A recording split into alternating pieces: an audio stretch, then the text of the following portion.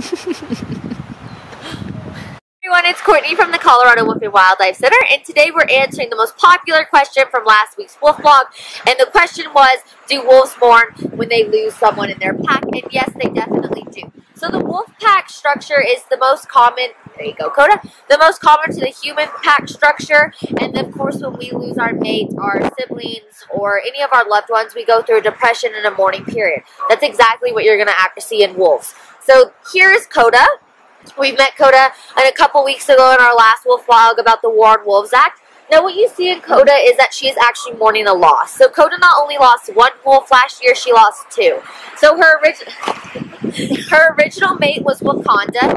Unfortunately, Wakanda left us in June of last year, 2016. So we put her in this enclosure with his brother Shunka. And as a lot of you remember, Shunka did pass away in September of 2016. So she did have to endure two losses of males that she absolutely loved. So she is still a little bit depressed, a little bit mourning. We're seeing her get out of that a little bit. Now what we see with Coda is that she ducks her head. She tucks her tail between her legs. If you can see, it's a little tucked right now. It's okay, Coda.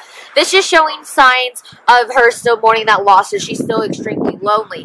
It's okay. So usually a wolf in the wild, their mourning period will go 3 weeks, 6 weeks. It really depends on that wolf and the pack structure and how they're doing during that season.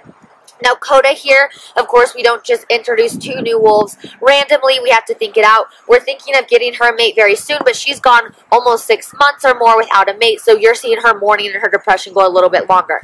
So what you see is staff members, like I'm doing today, we come in, we talk to Coda, we give her treats, just so that she's not as lonely. So we thought we'd kind of show you, like I said, just her body structure. So wolves do have different body languages, and when they're going... You can't really tell right now, but she's very excited that we're here. Okay, hold on. But what you see in them is their facial expressions change, the way they hold their ears and their tail, and the way they actually hold their body. It's going to be lower. Their ears might be back, and they're going to have their tails tucked. Their howls will actually change as well. So we had another wolf whose name is Kiara, who's in with Micah. She actually, before she was with Micah, had a high-content wolf dog in her enclosure with her, who passed away at the age of almost 16 years old. His name was Sabin. Now, she actually changed her howl, and you're going to also see this in the wild. So wolves will individually howl when they're mourning and depressed. They won't howl as a pack. So usually, of course, very, very social animals. Their pack structures are very, very deep ties with each other. Here you go, Coda. And so instead of howling together, what they're actually going to do is howl individually, and they're going to mourn their loss separately. That's exactly what Kiara did, but she was alone. Again, they don't have pack structures in here. We only have the alpha and his or her mate in here.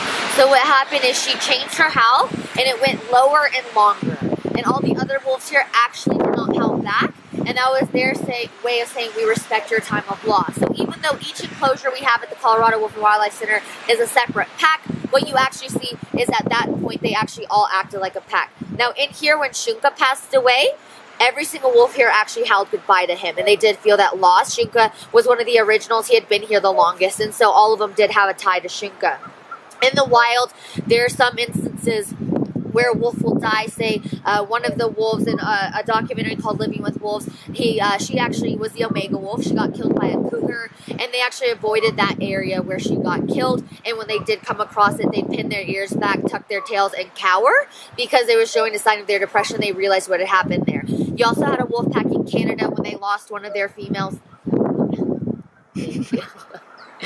When they lost one of their females, they actually did a circle 8 as if they were looking for her. So there was a time of loss. And like I said, it depends on the wolf, what that season is, how they're doing in the wild, if they have pups. Everything kind of plays a role in how these wolves are mourning. But yes, they definitely will mourn. So we hope that answered your questions. Thank you so much for everyone that liked those and participated.